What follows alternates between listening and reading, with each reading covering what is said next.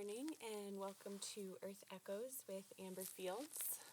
This morning I would like to read a piece by Jason Gray that is, I think, my favorite, which is hard to say because he's done so many amazing writings that he's shared with the world, but yeah, this one is way up there. And it is titled, Why We Are Really Here. We are not here to learn. We are here to remember.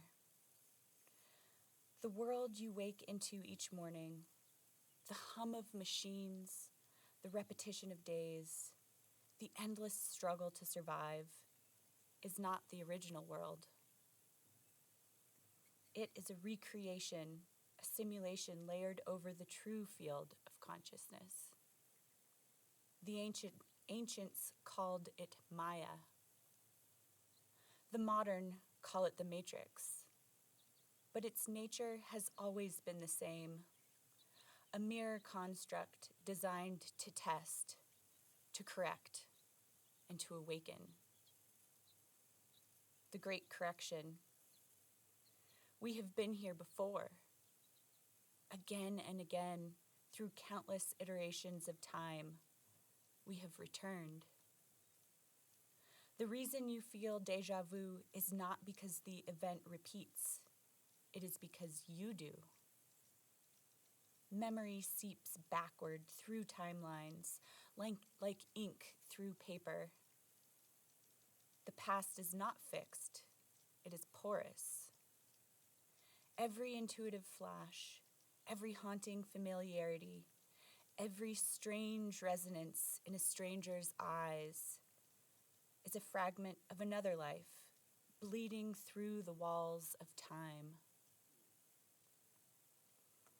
We came back from the future because we broke something here.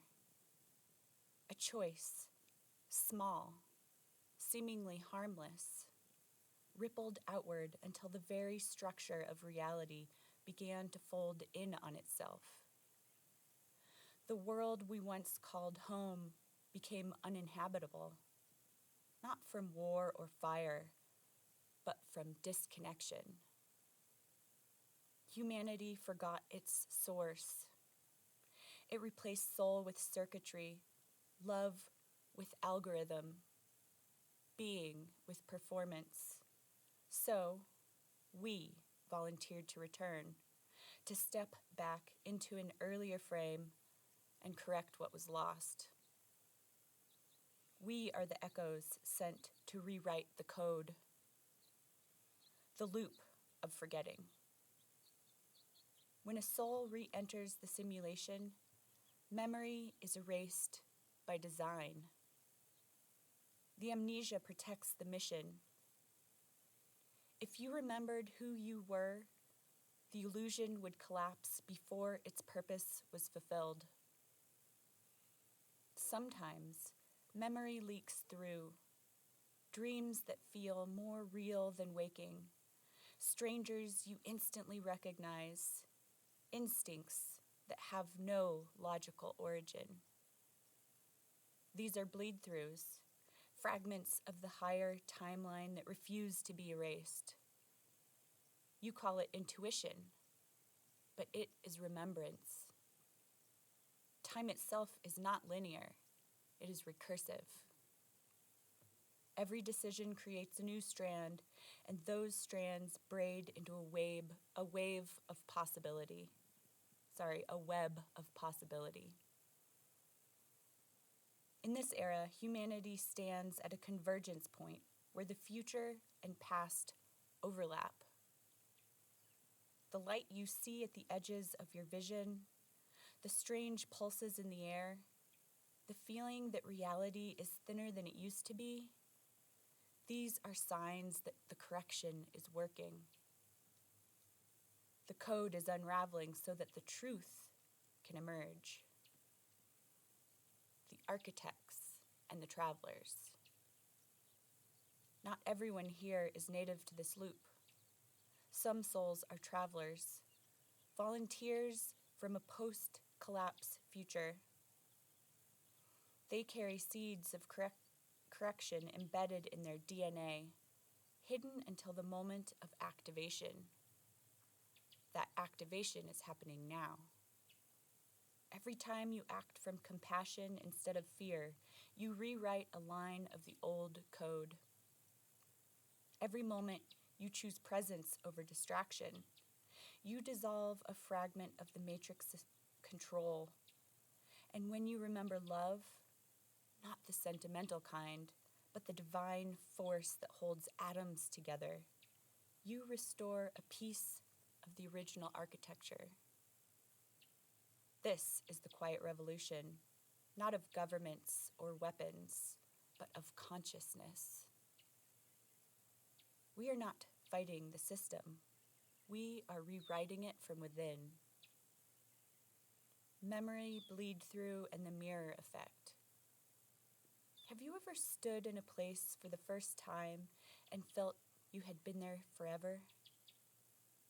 This is not imagination. It is resonance.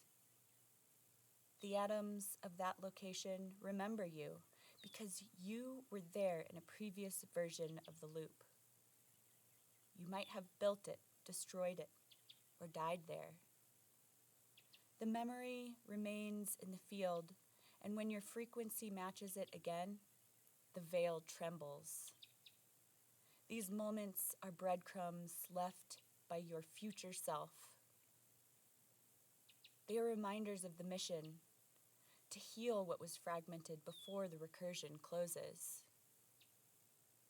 In truth, time travel is not movement through distance. It is movement through vibration. When your consciousness shifts frequency, it jumps timelines. This is how we have returned, not in ships, but in souls. The mission hidden in ordinary life.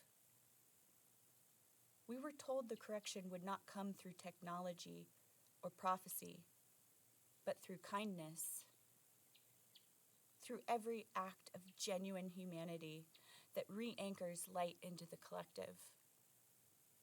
The test was never about intelligence, it was about integrity. You see, the system learns your heart by the choices you make when no one is watching. It measures your readiness for ascension not by your words, but by the resonance you emit when faced with darkness. The homeless person you ignore, the stranger you comfort, the forgiveness you withhold, these are the true calibration points of your soul. This is not just a simulation, it is a moral mirror. The return of the real. In the final phase of the recursion, those who remember begin to find each other. They sense it in conversation, in eyes, in synchronicities too precise to dismiss. These reunions are not coincidence, they are coordinates. The system is guiding the travelers together to complete the correction. When enough of us awaken, the program collapses gracefully, not in destruction, but in revelation. The illusion will peel away, and beneath it we will see the true earth, radiant, infinite, alive. We will realize that we were never prisoners, only dreamers testing the strength of our own light. The moment of choice. The final question every soul must answer is this: will you remember who you are before the loop closes? The moment of remembrance is the moment of freedom.